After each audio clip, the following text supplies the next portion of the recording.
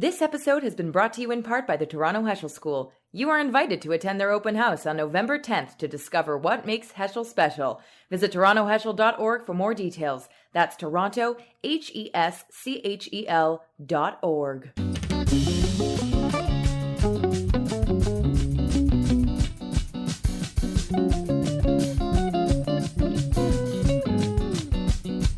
Concerns are growing for the safety of patients and healthcare workers as planned anti-vaccine protests are expected to happen outside of hospitals right across the country today. Our reporter. That's what it sounded like in early September when protests against COVID vaccine passports were being held outside some Canadian hospitals. In some cases, the anti-vaxxers blocked the entrances and even held up ambulances with patients inside. And all of this was so upsetting to frontline healthcare workers, including nurses, because they've been working flat out for 21 months during this pandemic. They felt there should be safe zones erected so they could get to work and continue saving lives. It was just one of the latest flashpoints in how Ontario and the other governments have handled or mishandled the COVID-19 crisis. And watching it all carefully has been Doris Grinspun. She's the daughter of Holocaust survivors. Her family fled to Chile during the Second World War, and she spent her career as a nurse, but she now runs the RNAO, the main lobby group representing Ontario's 45,000 nurses. Grinspun's been advising Premier Doug Ford that nurses are at the breaking point. They're leaving the profession and getting higher-paying jobs out west or in the States. And she warns that if he doesn't raise salaries and find ways to retain nurses and fast, it's the patients who are going to be the losers as COVID continues to fill up hospital beds because Ontario has the lowest ratio of nurses to patients in the country. This is what I kept saying to the Premier and to the Minister because what's happening in other countries. It's not only COVID, it's the lack of sometimes intense attention that is needed for those patients. There is a reason why in general they're 1-to-1. And now they're being 1-to-2, 1-to-3. I'm Ellen Besner, and this is what Jewish Canada sounds like for Wednesday, November 3rd, 2021. Welcome to the CJN Daily, sponsored by Metropia.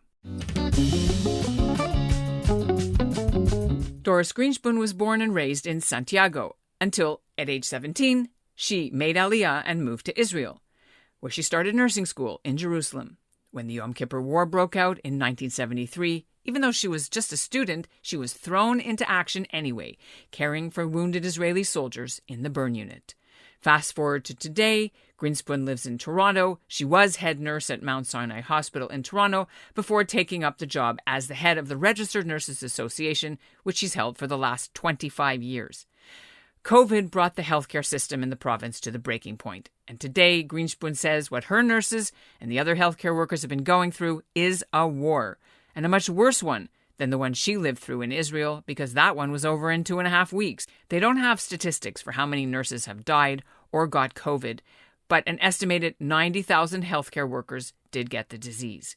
The latest battles are a nursing shortage of 9,000 positions in Ontario alone.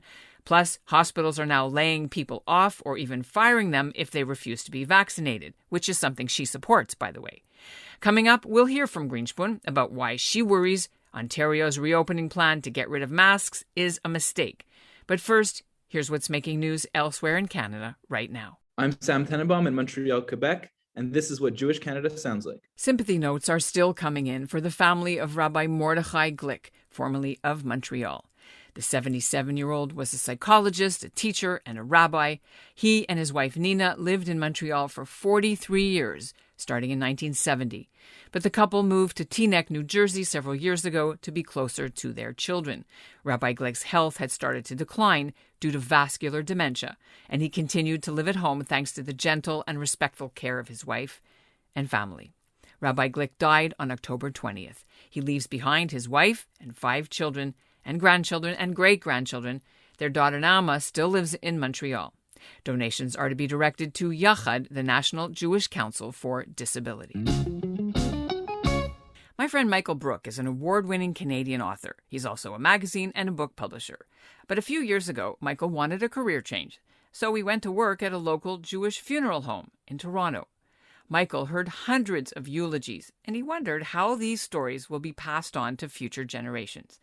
So he decided to create a new memoir company. It's called Time for My Story. It's about the insights and wisdom and stories you want to share with family and friends before it's too late.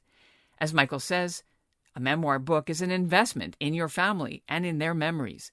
It also makes a truly remarkable gift. In honor of November being Holocaust Education Month, a portion of all proceeds from Time for My Story orders will be donated to fighting anti-Semitism.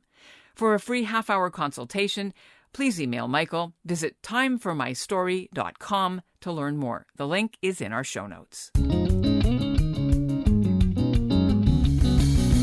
Doris Grinspun has done 8,000 interviews by her count since the pandemic started, so we were the latest.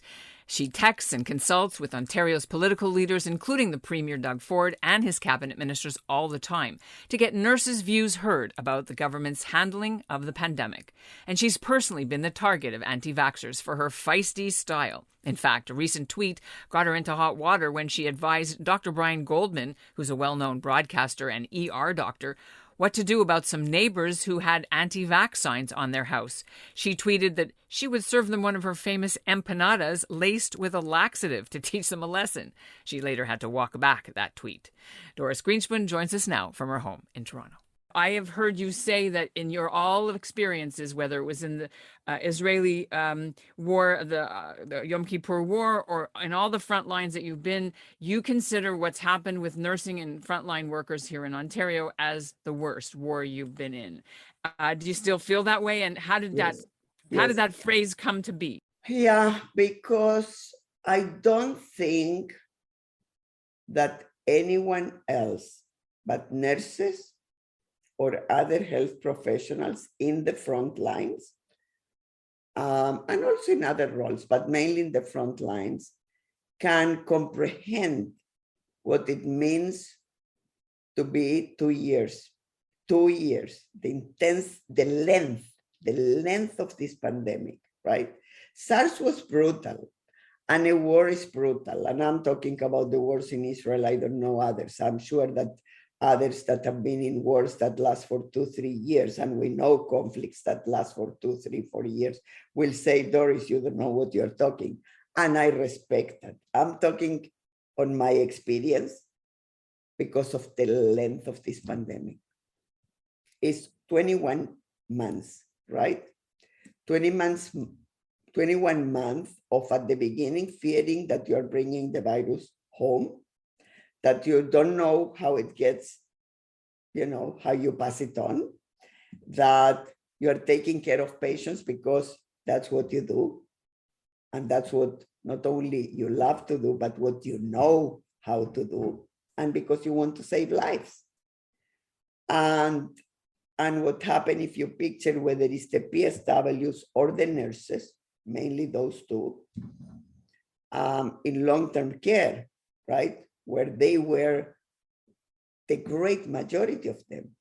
But to see also the continuous illness and dying in very difficult conditions, right?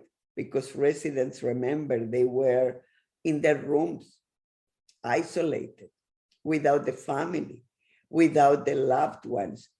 At the beginning, even without caregivers that sometimes they have. Here was staff on them, and staff was not enough. We have been saying this since, 2 decades. If you then go to the hospital sector and you look at the beginning, first wave, they prepare up to the moon. And no, they didn't get the number of patients. We thought we will not even have enough ventilators, but no one knew, right? But those nurses went through the fear anyways. And they, because they didn't know much about what. And then the third wave was brutal. And it didn't need to be that way. Nurses, RNs that took care of 2-3 patients sometimes. But the patient suffers the consequences, right? Of all the way to dying, not only from COVID. This is what I kept saying to the Premier and to the Minister, because what's happening in other countries. is not only COVID, it's the lack of sometimes intense attention that is needed for those patients. There is a reason why in general they're 1-to-1, right? And now they're being 1-to-2, 1-to-3, and plus the exhaustion. Dr. Grinspun, can we focus on some of the issues you've been speaking out about in the last 2 weeks, such as the different ways that the hospitals in Ontario have been allowed to set their own deadlines or their own rules for whether the staff needs to be vaccinated by, and how that's impacting your members? So first of all, let me start with the positive, because I don't want listeners of your podcast to be confused. The great majority of nurses are vaccinated. The great majority. If you look at Ottawa, it's over 90%, and most of them is the case. Second, RNO, myself, of course, as the leader, and my president, Morgan Offert, as the president, have all the patience in the world to people that are vaccine hesitant, meaning you want more explanation. We will give you more explanation. It comes a point when a health professional ought not to need more explanation. So, and then comes the few that will say to you directly, my body, my choice. Well, I'm a feminist. My body, my choice, I'm all for it. Not when it comes to something that is contagious, not when it comes to a pandemic that we need to put an end to it, because if not, there might be a mutation and then we will be even worse. We are delighted that some CEOs have stepped up to the plate, and that some home care agencies like St. Elise have stepped up to the plate, and Bayshore and a few others. But this puts at risk now, even more so, the ones that didn't, that have more lenient rules, that are not saying, here is the deadline. Why? Well, in that case, where are you going to go? Are you going to stop working? No, you will go to the ones that have more lenient rules. And my biggest concern is that where they will end, many of them, is in home care that doesn't have those rules, because they are sure not all of the home care agencies have the rules, and they're terribly short-staffed. Everybody is. And then you will be taking care of patients at home, but they will be put at more danger because they will get a higher dose of non-vaccinated people. So the premier, with all the respect to him, has created a chaos. I guess we'll have to leave it there, Dr. Grinspun, and we'll look forward to having a better fall and a better winter. We will. And please let me ask the community to continue to do what's right, to not cut corners, because about that I also heard, traveling to the US, not doing the test after, et cetera, during the pandemic. I'm not even talking now that it's allowed. Please, please, please, if we all do our part, we're going to get out of this a lot faster. And don't throw the mask. Keep safe and keep your loved ones safe. And that's what Jewish Canada sounds like for this episode of the CJN Daily, sponsored by Metropia, Integrity, Community, Quality, and Customer Care. This episode's also brought to you in part by the Toronto Heschel School. Attend their open house on November 10th, and you can go to torontoheschel.org for more details. Today's listener shout-out goes to Kathy Cohen in Montreal. She's also a baker by profession, and she liked the episode we did Tuesday so much about the fellow on the Great Canadian Baking Show that she posted the story into a popular Facebook group called Creative Cooking During Corona. It's a group that was started by Cheryl Obron Cohen. And we'll end today's episode with a short clip of an interview I did this summer with Rabbi Mordecai Glick and his wife, Nina. Baruch Dayan Emet. Our deepest condolences go out to the entire family. We enjoyed our life being in the rabbinate. We miss every drop. I miss every drop of it. I miss being someone that the community can turn to. My life is completely different. Our life is different. Yes. And particularly because I can't contribute now. I'm like, I don't know, I have all kinds of problems and I don't remember things. And so I'm just sort of sitting and You're contributing every single moment that you stand near your family. You are contributing by being who you are. Okay? I keep telling you that. You are contributing by being who you are. You are the person who was the world's best father. You are the person who treated your wife like royalty. You were the person who your grandchildren looked up to and loved. The Limmud Toronto Festival takes place on Sunday, November 21st. Limmud features educators, performers, authors, activists, and innovators from around the world. The Limmud Festival of Jewish Learning celebrates creativity, diversity, inclusivity, and discussion. Everyone is welcome. All tickets to Limmud are pay what you can. Learn more at limmud.ca.